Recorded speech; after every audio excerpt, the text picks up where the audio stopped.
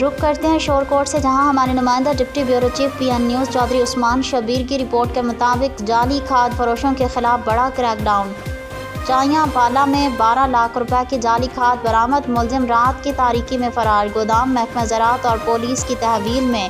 تحصیل شورکوٹ جعلی کھاد کی غیر قانونی فروخت کے نشان پر اسسٹنٹ ڈائریکٹر زراعت اعجاز ثانی نے کارروائی کرتے ہوئے تھانہ وریام کے حدود چائیاں والا میں موجود ایک گودام پر چھاپہ مارا۔ کارروائی کے دوران تقریباً 12 لاکھ روپے مالیت کی جعلی کھاد برآمد کی گئی۔ یہ کھاد کسانوں کو مہنگے داموں غیر قانونی طور پر فروخت کی جا رہی تھی، جو نہ صرف زمینوں کو تباہ کر رہی تھی بلکہ زراعت جیسے مقدس پیشے کو بھی داغدار کر رہی تھی۔ کارروائی کے دوران ملزم موقع سے رات کی تاریکی میں فرار ہو گیا، تاہم گودام مکمل طور پر محکمہ زراعت اور پولیس کی قانونی تحویل میں لے لیا گیا ہے۔ اسسٹنٹ ڈائریکٹر زراعت اعجاز ثانی ٹیم محکمہ زراعت شورکوٹ جھنگ کی اس کارروائی کو عوامی سماجی حلقوں نے خوب سراہا اور خراج تحسین پیش کیا۔